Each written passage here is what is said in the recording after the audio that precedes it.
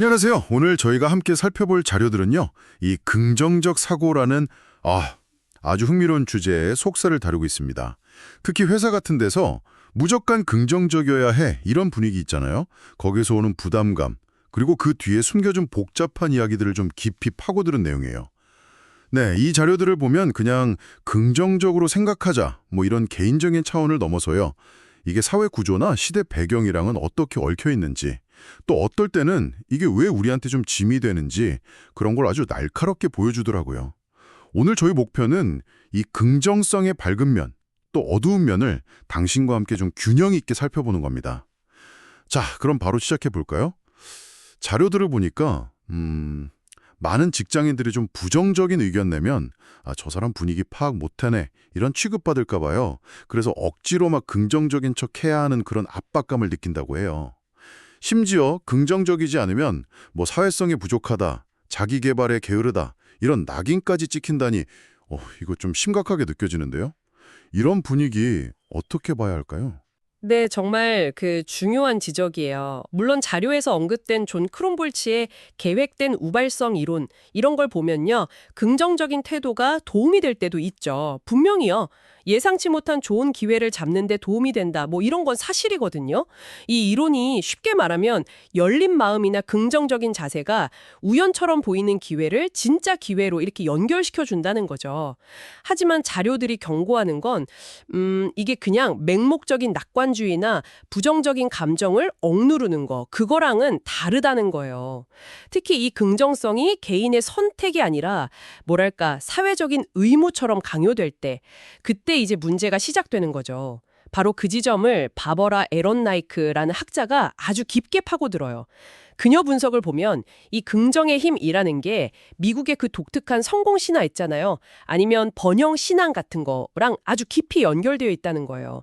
특히 1990년대 미국에서 대량 해고나 구조조정 같은 경제적 불안이 심했을 때 기업들이 직원들을 관리하고 통제하는 그런 수단으로 이걸 활용했다는 거죠.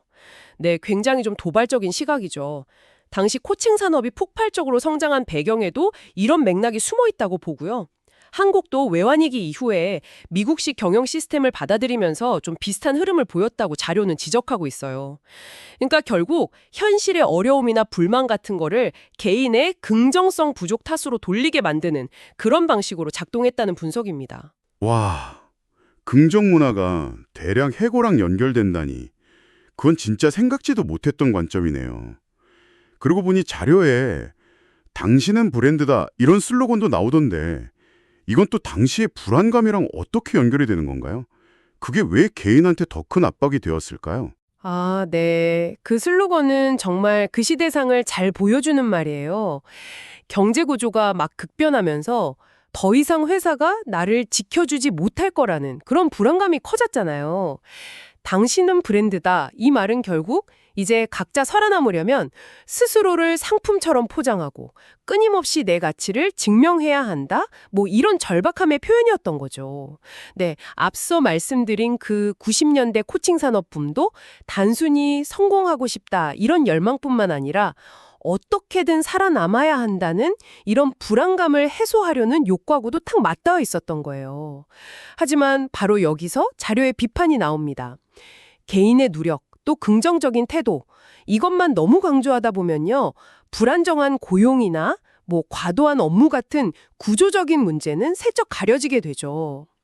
그리고 결국 번아웃 직전까지 몰린 사람들한테 그거 네 탓이야. 네가 더 긍정적이지 못해서 그런 거야.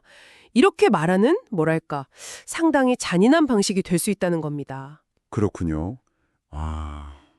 그러니까 이 자료들이 말하려는 핵심은 긍정적인 생각 그 자체가 나쁘다는 게 아니고요. 현실에 대한 좀 비판적인 시각 없이 무조건 괜찮다, 긍정적으로 생각하자, 이렇게 강요하는 문화, 이게 문제라는 거네요. 특히 개인의 책임을 너무 과도하게 묻는 방식으로요. 그럼 여기서 우리가 얻어야 할 균형점은 뭘까요? 맞습니다. 핵심은 바로 그 균형이에요. 긍정적 사고, 분명히 문제 해결에 도움해주고 어려운 상황을 헤쳐나갈 힘여주기도 하죠. 하지만 자료들은 특히 탈진실의 시대라고 부르는 요즘 같은 때에는 비판적 사고가 정말 중요하다고 더 강조를 해요. 이 탈진실 시대라는 건 아시다시피 객관적인 사실보다는 감정이나 개인적인 신념이 여론 형성에 더 큰 영향을 미치는 그런 현상을 말하잖아요. 이런 상황에서는 맹목적인 긍정이 현실을 왜곡하거나 문제의 본질을 외면하게 만들 위험이 더 커질 수 있거든요. 따라서 긍정의 힘을 활용하는 건 좋은데 동시에 현실을 좀 냉철하게 분석하고 또 구조적인 문제나 불합리함에 대해서는 목소리를 낼 수 있는 그런 비판적 시각, 이것을 함께 갖추는 것. 그것이 이제 자료들이 제안하는 지혜라고 할 수 있겠습니다. 네, 오늘 이렇게 이야기를 좀 나눠보니까요. 긍정적 사고라는 게 참 양날의 검 같다는 생각이 드네요. 분명 우리한테 힘을 주기도 하지만 어떨 때는 사회적인 압력으로 작용하거나 현실을 제대로 못 보게 만드는 그런 도구가 될 수도 있다는 걸 알았습니다. 정말 중요한 건 맹목적으로 받아들이기보다는 지금 내가 처한 상황이나 맥락 속에서 이게 도대체 어떻게 작동하고 있는지 그걸 좀 비판적으로 이해하고 현명하게 사용하는 거겠죠. 네, 자료의 마지막 제언처럼요. 어쩌면 긍정적 사고와 비판적 사고는 당신이 이 세상을 헤쳐나가는데 꼭 필요한 두 개의 도구일지도 모르겠습니다. 이 두 가지를 어떻게 조화롭게 사용해서 당신만의 길을 만들어갈 수 있을지 한 번쯤 생각해 보시면 어떨까요? 오늘 저희가 준비한 이야기는 여기까지입니다.